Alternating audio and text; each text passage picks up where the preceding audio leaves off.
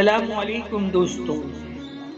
زندگی میں کبھی آپ نے سوچا بھی نہیں ہوگا کہ صبر کا صلہ اتنا خوبصورت ہوگا کہ صبر کے بدلے صبر دینے والا ہی مل جائے۔ ایسا گمان بھی نہیں ہوگا کہ سب کچھ کھو کر سب کچھ مل جائے۔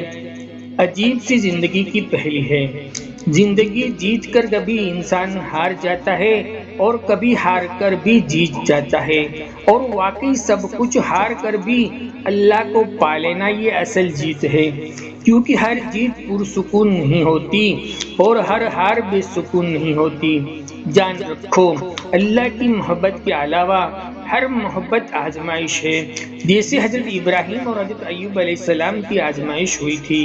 جان لو، آزمائش تب شروع ہوتی ہے جب کوئی چیز آپ کو اپنی جان سے زیادہ پیاری ہو جاتی ہے، جب اس چیز سے خود سے بھی زیادہ محبت ہو جاتی ہے۔ پھر اللہ اس محبت کا امتحان لیتا ہے، آخر تم اس چیز کے لیے کتنا صبر کر پاتے ہو، کس جنون کی حد تک پہنچ پاتے ہو، اور سب سے بڑھ کر یہ ہے کہ تم اللہ کی رضا میں کتنا راضی رہ پاتے ہو۔ جان رکھو، اللہ کو تمہاری عبادتوں کی ضرورت نہیں، اس کی عبادت کے لیے سارا جہاں ہے۔ وہ تو بس تم سے محبت چاہتا ہے، جس محبت کا وہ حقدار ہے۔ یاد رکھو، آزمائش تو مختصر سی ہوتی ہے۔ آزمائش کہتے ہیں اسے ہیں جو امتحان لے کر چلی جائے۔ میرا رب قرآن میں فرماتا ہے، کیا ہم نے تم کو یوں ہی بیکار پیدا کیا ہے کہ تم آزمائے نہیں جاؤ گے؟ جان رکھو، اللہ جب کوئی چیز سے آزماتا ہے تو اسے دوگنی کر کے واپس کر دیتا ہے، مگر تم یہ بات سمجھنے میں بہت دیر لگا دیتے ہو، تبھی تو تم اکثر بے سکون رہتے ہو۔ امتحان تو تب ہی ختم ہو جاتا ہے جب تم اللہ سے صلح کر لیتے ہو۔ یاد رکھو، آج اگر میری زندگی میں دکھ نہ ہوتے تو میرا خدا کے ساتھ دعا کا رشتہ کیسے بنتا، توبہ کی توفیق کیسے ملتی، اور زندگی انداز یا وہم پر نہیں بلکہ رب پر یقین کرتے ہوئے کیسے گزرتی۔ نبی صلی اللہ علیہ وسلم نے فرمایا، جو اللہ کو یاد کرتا ہے اللہ اسے یاد کرتے ہیں، اور فرشتوں کے سامنے جس کا ذکر کرتے ہیں۔ جو انسان کو ہر کام میں یاد کرتا ہے وہ کبھی ناکام نہیں ہوتا۔ جان رکھو، مشکل وقت تلخ ضرور ہوتا ہے اور گزرتا بھی دیر سے ہے، لیکن یہ وقت گزرنے کے بعد اللہ آپ کی شخصیت کو اتنا نکھار دیتے ہیں کہ پھر آپ ہر قسم کے حالات سے لڑنے کے لیے تیار ہو جاتے ہیں۔ سچ جانیے، یہ تو وقت اچھے اور برے کی پہچان کروانے اور ہمیں رب سے قریب کرنے کے لیے آتا ہے۔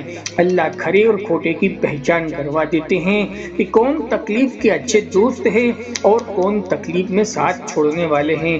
یاد رکھو، نصیب لکھنے والی ذات جو دلوں میں خواہش ڈالتی ہے وہ ان خواہشوں کو قسمت میں بنانے پر بھی قادر ہے، اور ایسا وقت بھی بہت جلدی آئے گا کہ آپ کی آنکھیں آپ کو اپنے لیے معجزہ بناتے ہوئے دکھائے گی۔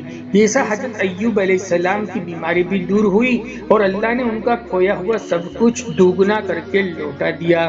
حضرت یوسف علیہ السلام کنویں میں ڈالے گئے، الزامات بھی لگے، جیل بھی گئے، لیکن اللہ نے ان کے مصر کا بادشاہ بنا دیا۔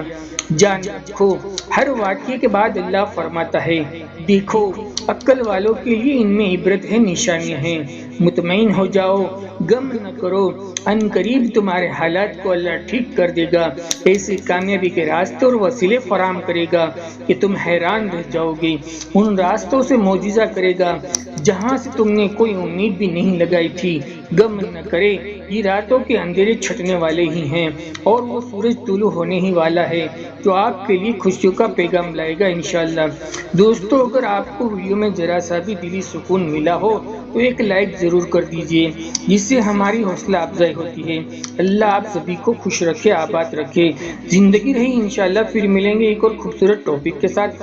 تب تک بندے کو اجازت دیجیے، اللہ حافظ۔